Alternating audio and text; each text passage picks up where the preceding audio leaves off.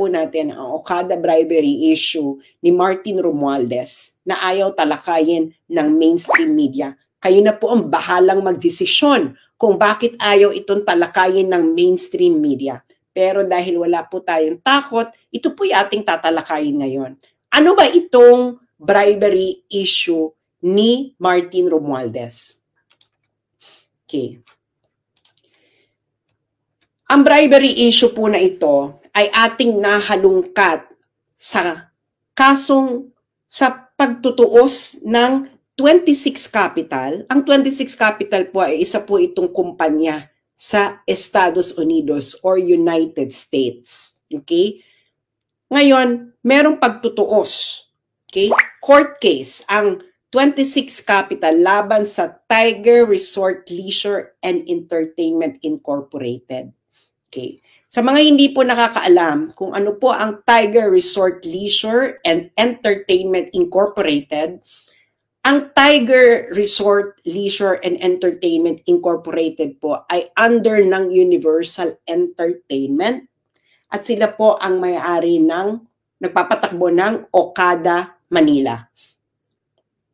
Okay, nagkakaintindihan po tayong lahat. Okay?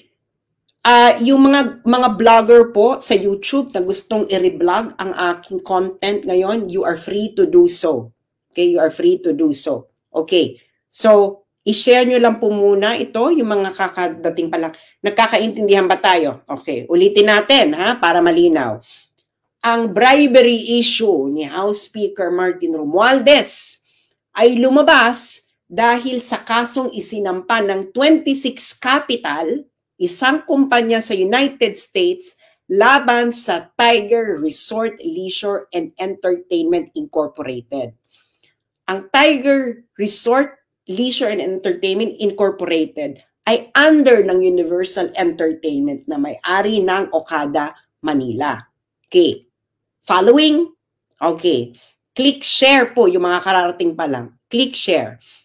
Ngayon, okay, ito yung kaso, no? Isinampa ito ng 26 Capital. Ang 26 Capital ay isang American company. Isinampa niya to sa US. Ito ay isinampa niya sa Court of Chancery of the State of Delaware. Ang Delaware po ay isang state sa United States. Kakaintindihan ba tayo? Okay. Ngayon, get pen and paper. Okay? Lahat, kumuha na kayo ng papel at pen, pencil, whatever, or sa cellphone ninyo. Isulat ninyo ito. C.A.2023-0128-JTL. Dahil yan po ang reference ng kaso na ito sa Court of Chancery of the State of Delaware. Yang may naka-box na nakalagay sa loob ng pulang box. Isulat nyo na yan, screenshot nyo, para mamaya ma-google nyo at mabasa nyo ito. Ito po ay mababasa ninyo ang buong kaso, pati ang kasong isinampa ng 26 Capital. Okay. Are you following me, guys?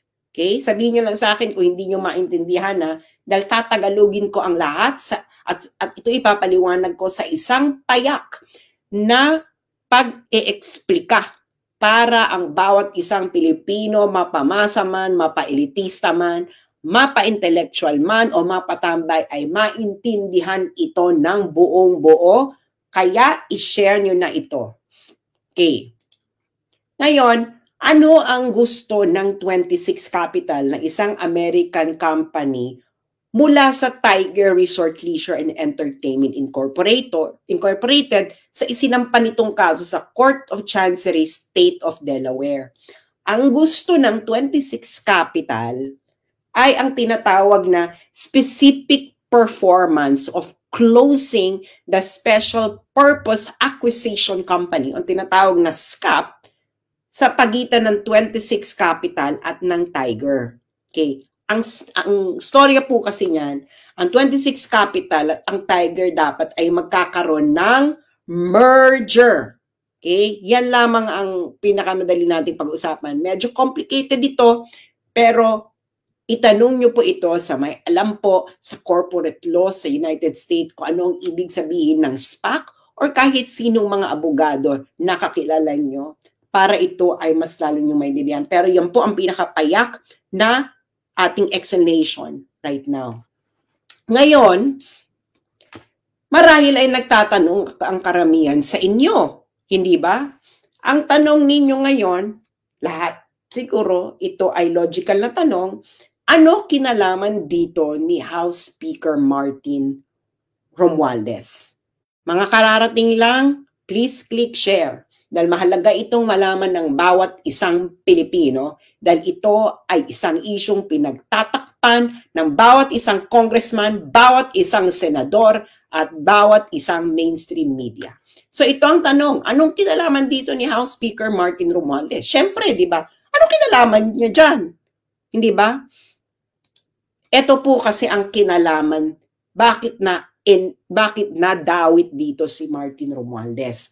Sa kasong isinampa ng 26 Capital laban sa Tiger sa Court of Chancery ng State of Delaware, ang isa sa accusation ng 26 Capital laban sa Tiger ay ang bribery kay Martin Romualdez para impluwensyahan ang Philippine Supreme Court para ma-regain uli ng Tiger or ng Universal ang kontrol ng Okada Manila. Okay? Yang storya ng labanan ng kontrol ng Okada Manila, i-google nyo na lang yan dahil yan ay laban ng matandang Okada, ng Okada family. Okay? So, para dito lang, doon lang muna tayo ilimitahan. Okay? Kinailang ang accusation ng 26 Capital, ang Tiger at Universal Entertainment, okay, ay nag-bribery kay Martin Romualdez para impluwensyahan ang Philippine Supreme Court para makuha ng isang Okada faction uli ang kontrol ng Okada Manila. Naintindihan nyo? Ngayon, bakit ito ngayon ipinasok ng 26 Capital na issue? Kasi ang gawain na ito ay tinatawag sa Amerika na breach of ordinary course covenant. Ibig sabihin po ng breach of ordinary course covenant, ito ay labag sa practice, industry practice, okay, sa Amerika. Ang bribery po ay labag, okay, labag sa batas ng Amerika, kaya ito ay matatawag na breach of ordinary course covenant. Naintindihan nyo na, okay? Kaya dito napasok si Martin. Okay. At itong specific accusation na ito ng 26 Capital laban sa Tiger ay nabalita sa Japan Times noong August 1, 2023. Ito, Japanese firm accused of improper influence over Manila Casino. Japan Times po yan nagbalita. Hindi po ito basta-bastang publikasyon. Okay? Japan Times. Ngayon, nung pumutok ito last year, kasi August 1, 2023, July 2023, sinampa yung kaso sa Amerika. Nabalita August 1, 2023. Nung pumutok ang issue na ito ang sinabi ito ang naging response. Okay? Ito ang naging response ng ating honorable Congressman, House Speaker Martin Romualdez. Ever as a bribery scheme, and were you ever involved in it? Well, we've reached this point in our career, and we've went to dignify questions, queries, or allegations. And when it comes to fake news, we just don't dignify it, and we don't give it any credence. So there's no truth to it, and we just leave it at that. And we just try to focus on the issues that have credibility and. So narinig niyo yung sinabi niya. Ang sabi niya, ayaw niyang i-dignify ang issue na ito na ibinalita ng Japan Times dahil daw ito ay fake news. Okay? Yung mga kakarating lang, please share. Okay? Dahil fake news daw ito. Okay? Kaya hindi niya i-dignify. Sir, but were you ever contacted to appear in the case in the US? No. No? That's why I'm really very puzzled why this is even coming up. Sir, and you're also denying na on July 27, 2022, based on that report, Okada Manila officials allegedly brought some quote-unquote heavy luggage with, quote, an item to Romualdez. So I just like to get your reaction to that. Again, nothing of that sort ever occurred. That's why It didn't occur. Never. Okay, sir. Thank you. So, papaalala ko yung sinabi niya ha, hindi raw nangyari yung heavy luggage issue. Ito raw ay fake news. Okay, yan ang sinabi ni House Speaker Martin Romualdez. Ngayon, naalala nyo, okay, yung kaso sinampa ng 26 Capital laban sa Tiger. Okay, na-desisyonan ito nung September 7, 2023. Okay? September 7, 2023. Ang nag-decide nito, okay, ng kasong ito, okay, pati na yung issue ng ni-raise ng 26 Capital na nag-engage ng improper influence itong Tiger Resort sa Pilipinas sa pagbabribe kay Martin Romualdez, kasama ito sa naging desisyon kung may nangyari bang ganon. Ngayon, si James Travis Laster ang nagdesisyon nito. Siya ang Vice Chancellor of the Delaware Court of Chancery. Okay? Ngayon, get your pen and paper. Okay? Maybe ilalagay ko dito. I-screenshot nyo yan. Okay? I-screenshot nyo yan. Yang link dyan. Kasi yung link na yan, yung link mismo ng desisyon na nasa Delaware Court of Chancery mismo. Kaya kita mo, courts.delaware.gov. Okay? Isulat niyo yan, i-screenshot ninyo para mabasa ninyo. Kayo mismo ang makabasa. Hindi ito fake news. Totoo ito. It is a decision na sinulat ni James Travis Laster, Vice Chancellor of the Delaware Court of Chancery. Ito po ay korte sa Amerika. Okay? Korte po ito sa Amerika. Yan, i-screenshot nyo yan. Okay? Yung mga kakarating pa lang, please, please, please, click share. Pag-usapan nyo itong kayong magpapamilya. Okay. Now, let's now go to the decision. Okay? Okay. Ang pupuntahan natin dito is factual background. Okay. Okay. Dito sa factual background, sinabi dito na ang trial, ito ay umabot ng 5 days. Meron silang 13 fact witnesses, 4 expert witnesses, at meron ding 2,281 exhibits, kasama na ang deposition, transcript ng 29 na individuals. So nagkaroon ito ng proper trial para madetermina ang mga facts. Okay? Kita nyo ba yan? Nakikita ninyo? Okay. 5 days of trial, 13 fact witnesses, 4 expert witnesses, 2,281 exhibit, kasama ang deposition, transcript, mula sa 29 individuals. Okay, hihimay-himayin natin ito ha. Kaya itong si Martin Romualdez, mali siya na sinasabi niyang fake news ito. Dahil ito ay factual background nung kaso na isinampa ng 26 Capital laban sa Tiger. Okay? At itong factual background na ito ay dinetermine ng isang huwes sa Amerika na si James Travis Laster na Vice Chancellor ng Delaware Court of Chancery. Okay. So, ang relevant dito kay Romualdez ay yung page 36. Page 36 nung desisyon ni Laster.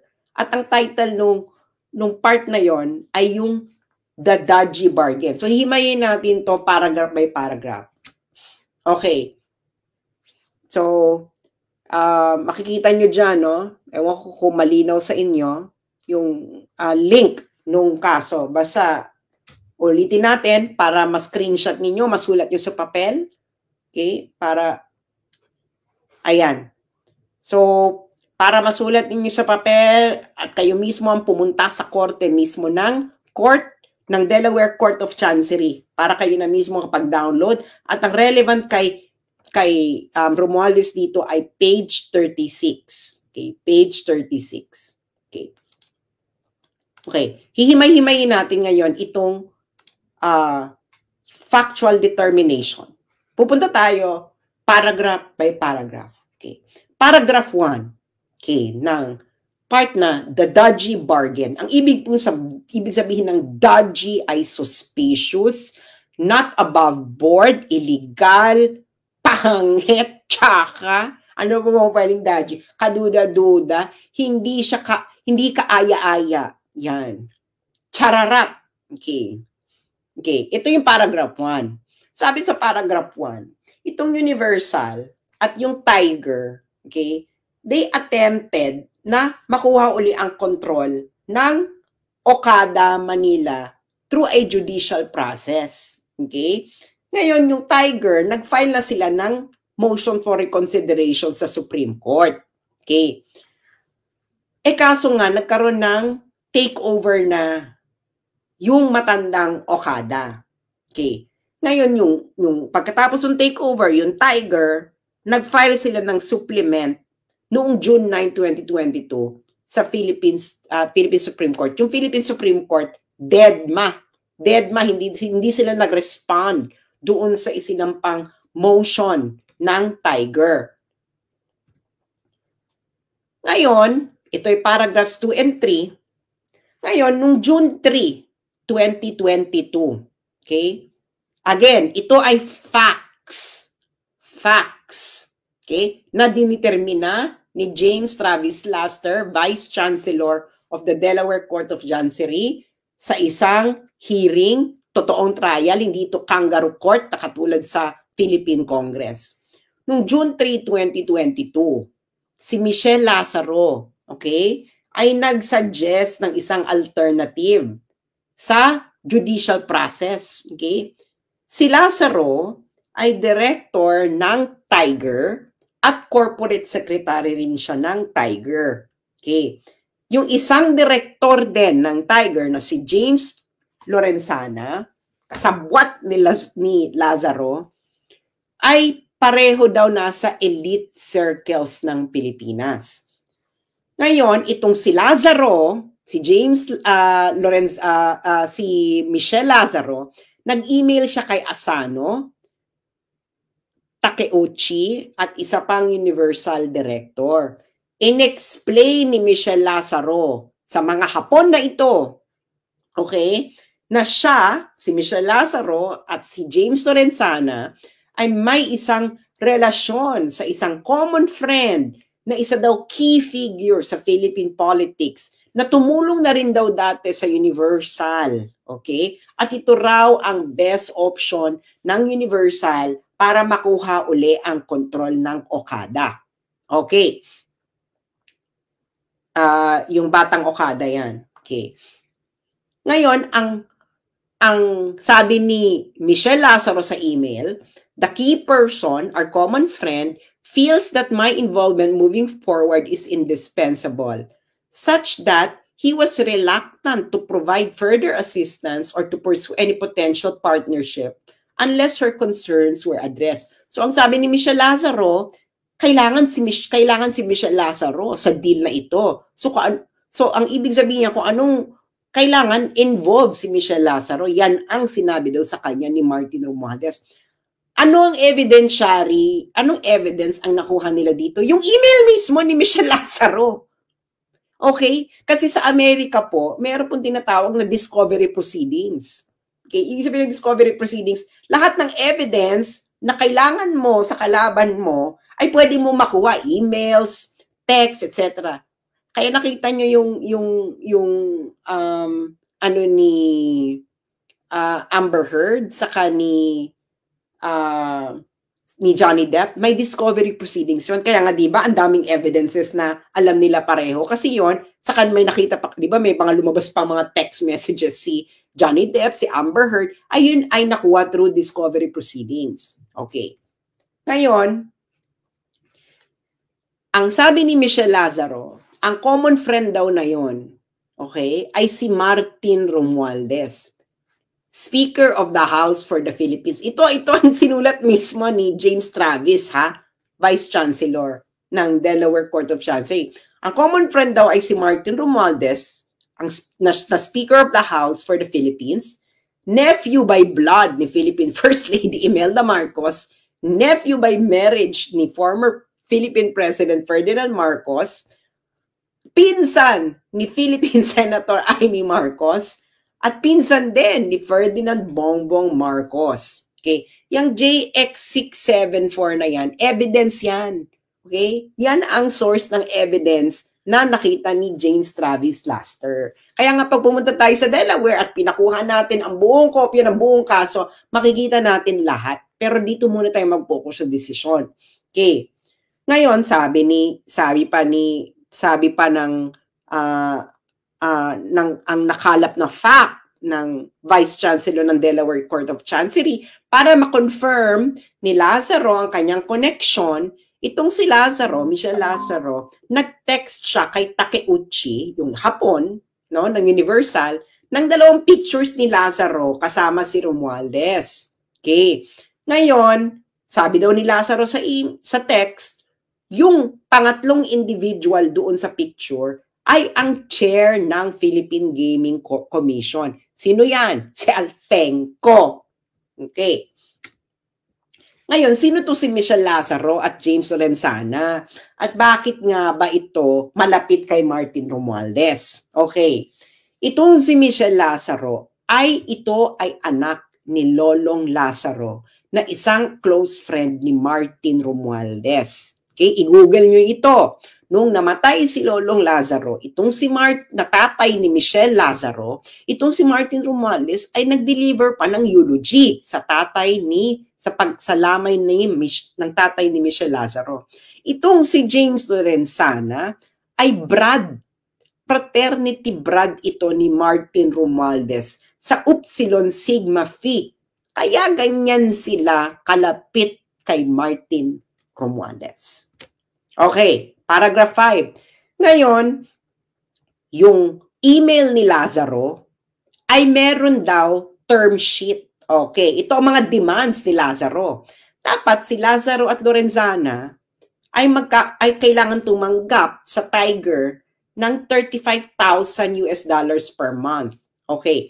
Ito yung mga condition ni Michelle Lazaro para si Martin Romualdez ay tumulong. Okay? Ay tumulong. Okay? Kailangan daw si Lazaro Lorenzana ay magkaroon ng bayaran ng $35,000 per month net of taxes. Ibig sabihin, kailangan bawas na yan ng tax, ha? 35,000 net na yan. Ngayon, yung board ng Tiger ay kailangan palawakin daw, kailangan maging 30 ng miyembro, at kailangan si Lazaro at Lorenzana ay may karoon ng karapatan na mag-designate ng 6 na members doon sa 13 members. At ngayon, meron pa sila ibang dinamay na officers na kailangan din bigyan ng pabuya, si Yip at Van der Sande. Okay. At of course, okay, inapprove itong terms ni Lazaro. Okay? Itong mga terms ni Lazaro, again, ulitin ko, mga terms niya to para itong si Martin Romualdez ay tumulong. Okay? Ngayon, si Fujimoto, pinirmahan din to. Nakikita nyo yung mga JX665, J656, JX656. These are references. References po ito sa mga documentary evidence na nakalap ng Delaware Court of Chancery. Okay. Ngayon, paragraph 6 and 7. Ang plano daw, okay, ang plano ay kasama sa plano ay dapat may i-deliver kay Romualdez. Okay? Yan ang plano. So, besides doon sa mga demands ni Michelle Lazaro, kailangan din daw ay may ibigay kay Romualdez. So, ang nangyari, yung head ng Universal, Okay, yung Universal, ito po ang parent company ng Tiger at ang Universal ang may-ari ng Okada. Okay. Ang Universal, nagkaroon ng business trip sa Pilipinas at may dala-dalang heavy luggage. At yung heavy luggage na yon ay merong item para kay number 2. Ang number 2, ito po ang tawag kay Martin Romualdez. Number 2 si Martin Romualdez daw sa Philippine politics. Hindi si Inday Sara na Vice President. Si Martin ang number 2. Okay. Ngayon, pag dumating na raw ang item sa Pilipinas, ito ay dadalhin ng Universal Executive kay Martin. Okay. Ngayon, yung Asano, sabi niya, na-keep na natin yung promise natin kay number 2. So now, turn na ngayon ni number 2 na i-fulfill ang kanyang promise. Okay. Intindihan nyo? Lahat ito ay may reference sa documentary evidences mula emails, text messages, etc. na nakalap ng Delaware Court of Chancery. Okay. Ngayon, itong next paragraph na ito ngayon ay pinabulaanan na hindi daw ito alam ng 26 Capital. Kasi remember, di ba, yung 26 Capital, dinimanda niya yung Tiger. Sabi ng 26 Capital, itong Tiger, nag-involve to ng bribery issue. Nag-bribe ito kay Martin. Ngayon, sabi ng 26 Capital, hindi niya alam. Ngayon, itong next paragraph na ito, ang sabi, imposibleng hindi alam ito ng 26 Capital. Kasi, nag-email pa si Lazaro, Michelle Lazaro. Okay? At yung nag-text pa sila doon sa may-ari ng 26 Capital na si Ader. At yung text, itong sinasabi, Universal Entertainment has enlisted significant political support from a very high level of the Philippine government with compensation of the arrangement, all tied to taking back control of this casino.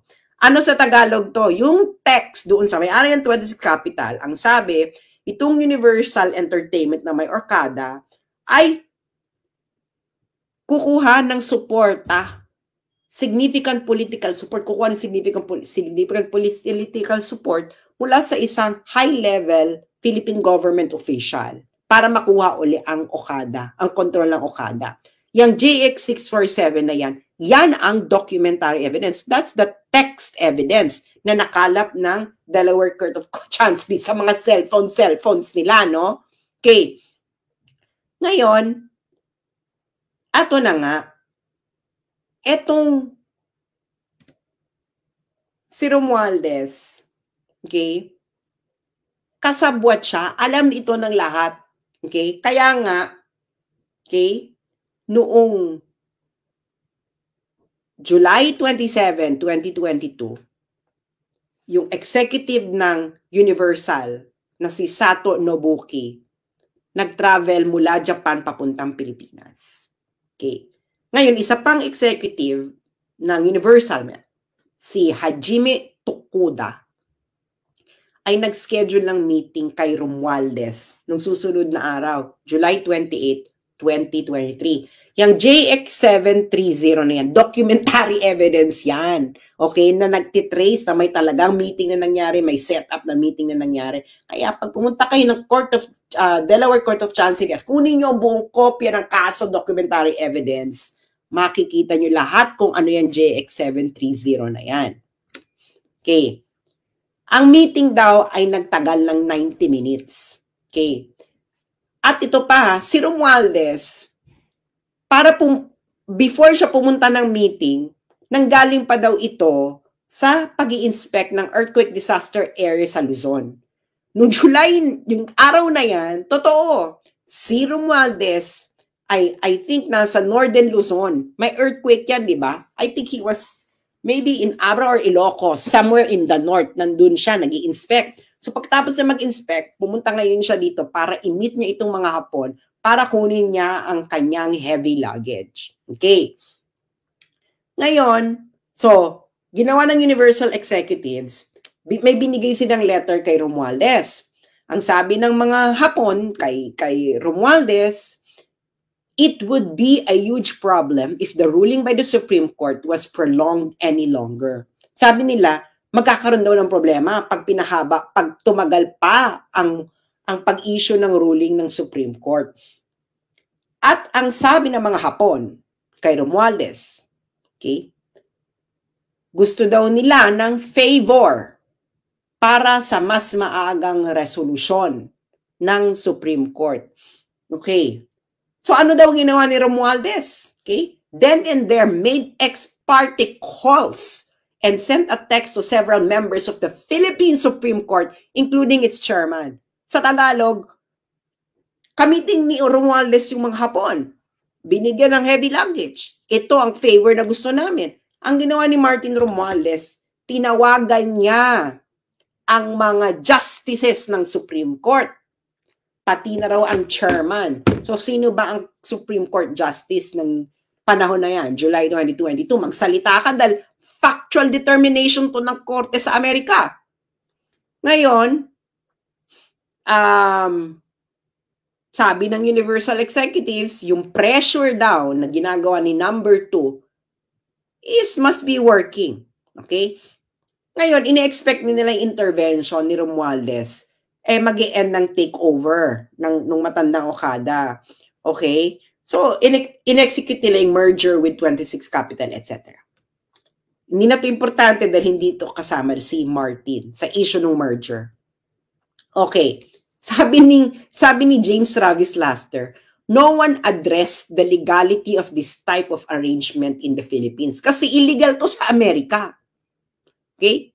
Naintindihan niyo yung sinabi ng judge sa Amerika? Walang nag-address kung ito ba ay legal sa Pilipinas. Malamang illegal sa Pilipinas, hindi ba?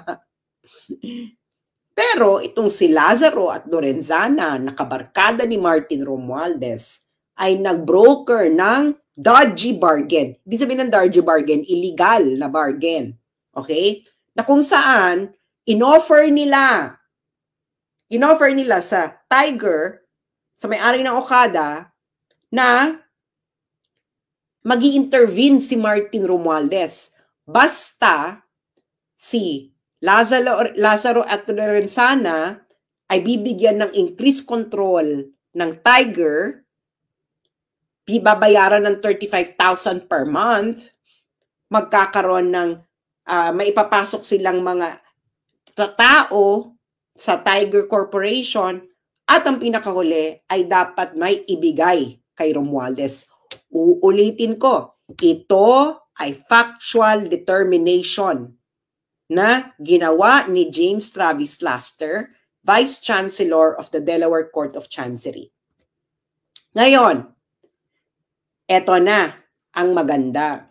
Noong trial daw, ito paragraph 13, noong trial daw, itong Universal, yung mga Hapon, okay? Iniiwas nila na bribery yung ginawa nila, na yung heavy luggage ay bribery kay Martin Romualdez. Okay. Sabi nung mga Hapon, ng mga witnesses, yung heavy luggage daw ay mga dokumento lamang daw ang laman. Ito daw ay document ng mga court cases. At kailangan daw itong dalhin by hand, okay? Kasi wala daw printer. Wala daw printer ang Tiger. Okay? Kasi yung Tiger, nung nasipa sila sa Okada, ng matandang Okada, nawalan na raw sila ng printer. Kaya kailangan daw, i-print daw ng mga Hapon sa Japan ang kopya ng mga kaso at i-deliver sa loob ng luggage. Anong sabi ni James Travis Laster sa palusot na ito ng mga Hapon na witnesses? Anong sabi ni James Travis Laster? Ayan, inilagay ko sa pulang box. The testimony was not credible. Sabi niya, hindi credible na ang testimony ninyo na ang heavy luggage ay hindi bribery. Yun ang ibig sabihin nun. Bakit? Sabi ng judge. Una, sabi ng judge ni James Travis Laster, Ang mga lawyers ninyo may printer. So bakit kailangan nyo mag-print sa Japan? Number one. Second reason ng judge. Ang Philippine law naman, pinipermit ang electronic versions ng mga kaso. So bakit kailangan nilang i-print, di ba? Pwede naman ang electronic version sa under Philippine law. Pangatlo, nag-file na raw ang Universal ng mga documents. Okay? Para sa lawsuit. So bakit pa kailangan nyo mag-print? Ikaapat, ngayon, bakit ang senior executive ng Universal ang kailangan magdala ng mga printed documents papunta dito kay Romualdez? Meron naman kayong courier. Ikalima, sabi ng judge, yung mga emails ninyo sa Universal, ang sabi ninyo, yung dala-dala ninyo ay item. Ito ay napaka-weird na word para sa documents. Actually, yung mga emails daw Universal, punong-puno daw ito ng mga codes katulad ng heavy luggage. Si Martin Romualdez ang tawag number 2. Okay? Bakit kailangan yung magkaroon ng maraming katsakahan na iba't ibang words para lang sa court documents? Kung court documents talaga yan. At ito ang pinaka sinabi ng judge. Noong minute ng Universal Executives, nung mga Hapon, si Romualdez, ipinakita nila nga ang letters ng 26 Capital at isang pang kumpanya tungkol sa deal. Pero ang mga letters naman yun ay hindi mabigat. Kaya, itong si James Travis Laster, ang kanyang factual determination, ang heavy luggage na yan, ay part ng dodgy bargain. Sa madaling salita, ito ay bribery. Gusto ko lang sabihin mga kababayan, na sa trial na ito, hindi nag-deny ang mga Hapon na minit nila si Martin Romualdez noong July 2022 at meron silang dalang heavy luggage. Hindi nga, nagpalusot nga lamang ang mga Hapon na ito sa judge sa Amerika na ito hindi bribery. Pero hindi naniwala dito ang judge sa Amerika. Kaya mga kababayan, nakakalungkot ito. Sangkot dito ang Korte Suprema, sangkot dito ang House Speaker ng Pilipinas, at of course, ang presidente ng Pilipinas, yung pinsan mo, tinotolerate mong ganito. Ito ba ang bagong Pilipinas, Bongbong Marcos? Ito ay kaso, factual determination, na ginawa sa isang korte sa Amerika at hindi sa mga kangaroo court ninyo. At itong pinaka nakakalungkot na sinabi ng judge sa Amerika na si James Travis Laster. Ang sabi niya dito, ang mga outcomes daw sa Philippines, sa Philippine courts, ay naaapektuhan ng political influence. Kaya itong 26 Capital, parang kung dalhin mo to sa Pilipinas, wala ring mangyayari. Kung dalhin mo kung halimbawa mag-utos si James Travis Laster na ituloy niya yung deal niya sa Tiger, malabong i-honor ito sa Pilipinas dahil nga ang outcomes pala sa Pilipinas na i-impluwensyahan ng mga politiko. At yung mga kalaban daw nitong 26 Capital gumawa na nga ng dodgy bargain or bribery para makuha yung political influence. So, porke pa? Wag na raw, yung remedy na ituloy, yung i-close yung deal, hindi na kailangan, ay malabong mangyari. Nag-gets niyo? Nag-gets niyo yung sabi? Ang outcomes sa Philippine legal courts ay na-impluwensyahan ng mga politiko. Supreme Court, hindi ba kayo nahihiya? Comment, ito ang observation mula sa factual determination ng isang judge sa Amerika. Hindi nyo pa ito ina-address. Pinag-uusapan na ito ng mga sikat na abogado, mga law firms sa Amerika dahil nga napaka-bizarre daw ng mga facts dito. Lalo na itong involvement na ito ni number 2, ni House Speaker Martin Romualdez. So ang tanong ko mga kababayan, sino ngayon ang fake news sa bribery issue? Ang laway ni Romualdez o ang factual determination ni James Travis Laster na Vice Chancellor of the Delaware Court of Chancery? Sino? Sino ang fake news? Si Martin o yung judge sa Amerika? Ngayon, mga kababayan, bakit sa tingin nyo ayaw itong pag-usapan ng mainstream media? Bakit yung mga senador-senador na malilinis sa katulad ni Risa Ontiveros ayaw nyo itong pag-usapan? Bakit si Trillanes ayaw itong pag-usapan? Bakit ayaw nila itong pag-usapan? Isa itong fact na na-establish sa isang kaso sa Amerika. Ayan, nakikita nyo dyan ang link. I-screenshot ninyo, puntahan nyo yan sa Google, i-search ninyo yung link, puntahan nyo yan, i-type nyo sa search bar. Yan, i-screenshot nyo yan, pumunta kayo ng page 36 ng decision para mabasa ninyo ang ating diniscuss ngayong gabi dito. So, mga kababayan, please lang pag-usapan ninyo ito. Ito ba ay tama? Kakaumpisa mo pa lang ni Martin Romualdez umupo. Ang ginawa niya na ginamit niya ang kanyang pwesto para siya ay magpayaman. This is plunder. Kakaumpisa mo pa lang, Martin Romualdez. Nag-commit ka na ng plunder. July. My God, hindi pa umiinit yung titi mo dyan sa Kongreso. Ginamit mo na yung posisyon mo para sa corruption. Ang sama ng ugali mo. Tang-ina ninyong mga Marcoses at Romualdez. Ang dapat sa inyo ay dapat gawin sa inyo ng mga Pilipino ang hindi nila nagawa nung EDSA 1.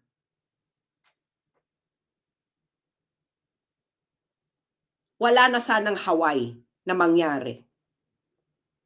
Kung papalarin ang mga Pilipino na maglakas sila ng loob para masipa uli kayong mga magnanakaw na mga Marcoses at Romualdez. Napaka-corrupt ninyo. Tang-ina. Ayan na, puntahan nyo yan. I-screenshot nyo yung link na yan, i-search ninyo yan, puntahan nyo yung page 36. Tanungin ninyo mga sarili ninyo, bakit tahimik ang Catholic Church tungkol dito? Bakit tahimik ang mga elite na schools, Ateneo, UST, Lasal? Kasabwat na ba kayo ng mga pagnanakaw ng mga Marcos at Romualdez? Mga mainstream media, ba't tahimik kayo? Fact ito eh. Determined by a US judge na nagkaroon ng trial, nagkaroon ng evidence, ng mga documentary evidences. Ayun lang po, maraming salamat mga kababayan. At sana, screenshot niyo yan, basahin niyo yan, page 30, pag-usapan niyo ito, i-share niyo itong video na ito, puntahan niyo yung desisyon na yan sa korte mismo ng Delaware. Maraming salamat po at magandang gabi.